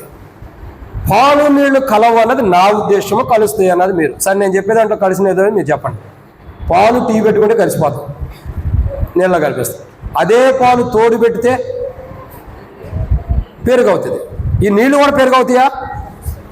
మరి నీళ్ళు ఏమవుతున్నాయి నీళ్ళు? మీరే చెప్పలేక. పాలు నీళ్ళు కలిసిపోయినాయి అన్నారు. మరి పాలు కాసి తోడేసిన తర్వాత దాంట్లో నీళ్ళు ఉన్నప్పుడు ఆ నీళ్ళు ఏమైనాయి? ఆవిరి అవ్వవు, పెరుగులోనే ఉంటాయి. ఎడకు ఆవిరవుతాయి అక్క? నీళ్ళలోనే ఉంటాయి ఏమన్నా. చూడండి, మీరు పెరుగు తీసిన తర్వాత కొన్ని నీళ్ళు కనపడుతూ ఉంటాయి. మీరు ఎప్పుడు పెరుగు పెట్టుకోవాలి కాదు, ప్యాకెట్ పెరుగులే పెట్టుకుంటా, మీరు కొనుక్కొచ్చేది ఇంట్లో పెట్టేది. అక్కడ పెరుగుని చూడండి, పెరుగు తోడేసిన తర్వాత, పెరుగు చూసిన తర్వాత దాంట్లో కొన్ని నీళ్లు బయటకు వస్తాయి. ఎందుకు వస్తాయి? అవి నీళ్లు కాబట్టి, అవి పాలు కాదు కాబట్టి. అవి భౌతిక మామూలుగా చూస్తే ఇమిడిపోయినట్టుండా, అవి తోడు పెట్టినప్పుడు ఇమడం, అవి బయటకు వచ్చేస్తాయి. వస్తాయా లేవా? వచ్చేస్తాయి. నా జీవితంలో దుష్టుడు ఎంతగా మనల్ని కలిపేసినా, ఎంతగా మనలో ప్రేరేపణ చేసినా, మనం ఒరిజినాలిటీగానే ఉంటాం, వాడే బయటికి వెళ్ళిపోతాడు. అలా జరగాలంటే మనం ఏం చేయాలి? ప్రభువులో ఉండాలి. మన లోకంలో ఇమిడిపోయి ఉంటాం కాదు, లోకంలో కలిసిపోయి కాదు, ప్రభువులో కలిసిపోయి, ప్రభువులో ఏకమైపోయి ఉండాలి. పరిశుద్ధుడు అయిన తండ్రి నీవును నేను ఏకమైనలాగున మనం ప్రభువుతో ఏకమైపోవాలా. ప్రభు మనలో ఉన్నప్పుడు ఖచ్చితంగా ఆ సమాధిని ఆటంకం చేయలేకపోయినా ఏమి కూడా మన జీవితంలో ఏది కూడా ఆటంకం చేయలేం. ఆ పునరుద్ధానాన్ని ఆటంకంగా ఏది ఉండలేకపోయినాయి. అన్ని దొరికించబడి పడగొట్టబడి మన జీవితంలో ఏ ఆటంకం ఉండి అన్ని పడగొట్టబడతాయి. ఎప్పుడు మనం ఆయనలో ఉన్నప్పుడు. పాట పాడతాం, ప్రభు నీ వాడను నీవు నా ప్రభు. ఏదో పై పెద్దానికి ఆ పాట.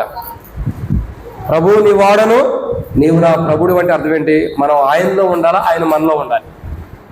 మనం ఆయనలో ఉండం, లోకంలో ఉంటాం. పాట అయితే ప్రభు నీ వాడని నీవు నా ప్రభుడు అని పాట పాడతావు. నువ్వు ఉండేది లోకం, అప్పుడు అట పాడదు. ప్రభువా నేను లోకం వాడని, లోకం నా వాడిది ప్రభు అని అట్టబాడు పాట బాగుంది. ఇలారా నీవు ఆయనలో కలిసిపోవాలి. యేసు ప్రభు వాడు తండ్రిలో ఏకమై ఉన్నాడు, తండ్రి కుమారుల్లో ఏకమై ఉన్నాడు. కాడి పునరుద్ధానం ఆగల. దుష్టుని ద్వారా ఎన్ని ఆలోచనలు జరిగినా, ఆగిందా? ఆగల. మనం ప్రభువులో ఉండాలి. అందుకంటాడు, నాకు వేరుగా ఉండి మీరేమీయో ఖచ్చితంగా చేయలేము. ఆయనలో ఉంటేనే ఆ పునరుద్ధానం యొక్క అనుభవంలో ఏది మనకు అడ్డుగా ఉండకుండా దాన్ని అడ్డుకుండా దొల్లించబడుతుంది. ఆయనలో లేకపోతే మనం ఎంత ప్రయాసపడినా వ్యర్థమే. కాబట్టి దేవుని వాక్యం అంటుంది, నాలో ఫలింపున తీగలు తీసి పారేస్తా. ఆయన పునరుద్ధానం యొక్క అనుభవం ఫలించకపోతే తొలగించబడతాం. కానీ మన జీవితాలు మనం పరీక్షించుకోవాలి. ప్రభువా తండ్రి నీ కుమారు యొక్క పునరుద్ధానాన్ని ఎంతోమంది ఎన్నో ఆలోచన దుష్టుల ద్వారా ప్రేరేపించబడి ఎన్నో జరుగుతూ వచ్చినాయి. కానీ ఎన్ని జరిగినా చివరికి అవన్నీ నెరవేర్చబడాల. అన్ని కూలతొలపండి ప్రభా, అన్ని కూలతొలపండి. నా జీవితంలో కూడా ఎన్నో జరుగుతున్నాయి దుష్టం ద్వారా, వాటన్నిటికి కూలతొలయి రండి, అన్నిటి కూలత్రోసేయి. ఏది నిలబడటానికి లేదు. నేను నీలో ఉండాలా, నువ్వు నాలో ఉండాలా. నేను నీకు వేరుగా ఉండొద్దు. నీ పునరుద్ధానం, నీ కుమారుని యొక్క పునరుద్ధానం ఎంత గొప్పగా జరిగిందో నేను కూడా అంత ఘనమైన వాడిగా ఉండాలి. ఎన్ని ఆలోచన కలిగి నాకు కూరలు తోయబడాలి.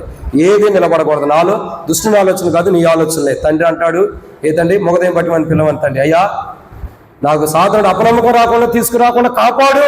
వాడు తీసుకొస్తాడు, నువ్వే తీసుకురాకుండా కాపాడు. అంటే మన భద్రత. కీర్తన 31:15, నా కాలుగతులు ఆయన వశంలో ఉండే. అంటే నా భద్రత ఆయన చేతిలో ఉంది.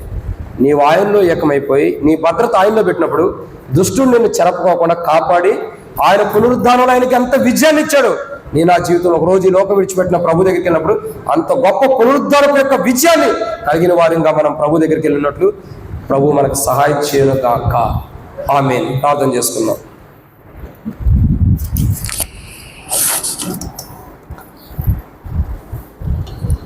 ప్రార్థన చేసుకుందామండి. మోకరించండి. విన్న వాక్యాన్ని దేవుడు మన జీవితంలో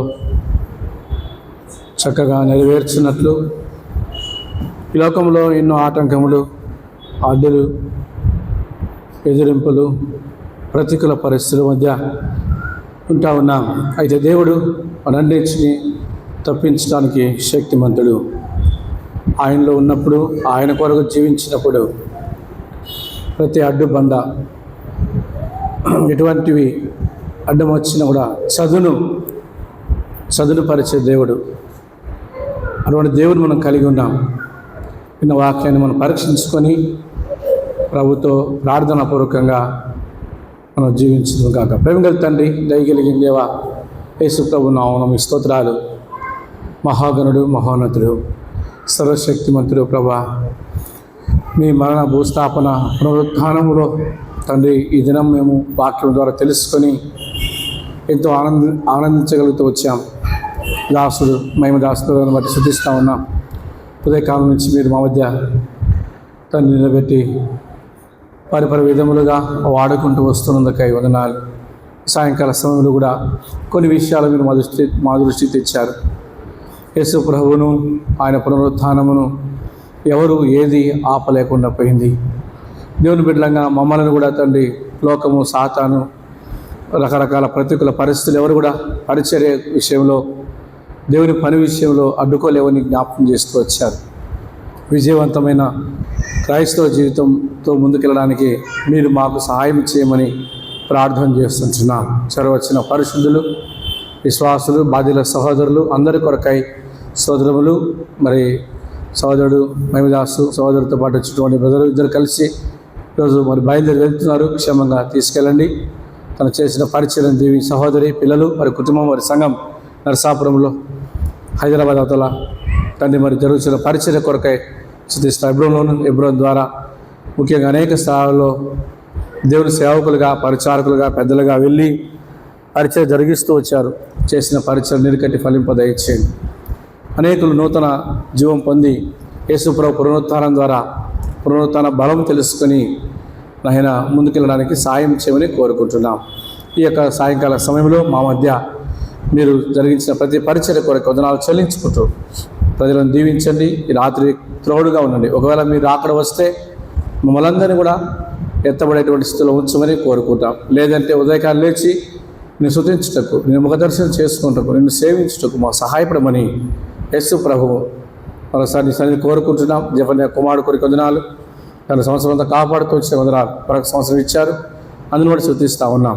బిడ్డను దీవించి ఆశ్రయించుని వేడుకుంటూ ఘనత మహిమ ప్రభావాలు మీకు ఆరోపిస్తూ యేసుక్రీస్తు ప్రభు నామములో స్తుతించి ప్రార్థించి వేడుకొనిచున్నాం తండ్రి. ఆమేన్. దయచేసి వారకుడికెళ్ళు మరి గమనించి ఈ సమయాన్ని గుర్తుపెట్టుకొని మరి పాలు పొందవలసిందిగా రేపు ఉదయకాల గొలుసు ప్రార్థన మేము ఈ సమయాల్లో పాలు పొందండి. మంగళవారం సంఘ ప్రార్థన రేపు సాయంకాలం మరి 6 గంటలకు 6:30 గంటలకి మరి టైలర్ పద్మక గృహంలో స్తుతి కూడిక ఉంటుంది. ప్రార్థనాపూర్వకంగా పాలు పొందండి. మంగళవారం సాయంకాలం 6:30 గంటలకి సంఘ ప్రార్థన, బుధవారం ఉదయకాలం స్త్రీల కూడిక, మరి బాలమ్మ గృహంలో సాయంకాలం గ్రామాల పరిచర్య, బేస్తవారం బైబిల్ స్టడీ, శుక్రవారం గృహదర్శనాలు, శనివారం సంఘ ఉపవాస ప్రార్థన ఆరాధన కొరకు సిద్ధపడి రావాల్సిందిగా ప్రభుపేట మనవి చేస్తున్నాం. సోదరుడు వెళ్తున్నాడు ఇప్పుడు వెంకటాద్రి ఎక్స్ప్రెస్కి మహిమదాసు. ఆ కుటుంబం కొరకు, ఆయన సేవ కొరకు మరొకసారి ప్రార్థించమని మనవి చేస్తున్నాం. మన తండ్రి దేవుని ప్రేమ, ప్రభువైన యేసుక్రీస్తు కృప, పరిశుద్ధ ఆత్మిక సహవాసం చేరవచ్చిన మనందరికీ ఇప్పుడు ఎల్లప్పుడూ సదాకాలము తోడయుండి నడిపించునుగాక. ఆమేన్. నింపబడెను చూడు సమాధిని మోసిన రాయి తొరలింపబడెను అందు వేసిన ముద్రాకావలి దైవసుతుని అందు వేసిన ముద్రాకావలి దైవసుతుని అందు గీతం గీతం జయ జయ గీ చేతటి పాదము యేసురాజులే జను హల్లెలూయా జయమర్పటి చేదము యేసురాజులే జను హల్లెలూయా జయమర్పటి చేదము. ప్రభు నామమున ప్రైజ్ ది లార్డ్.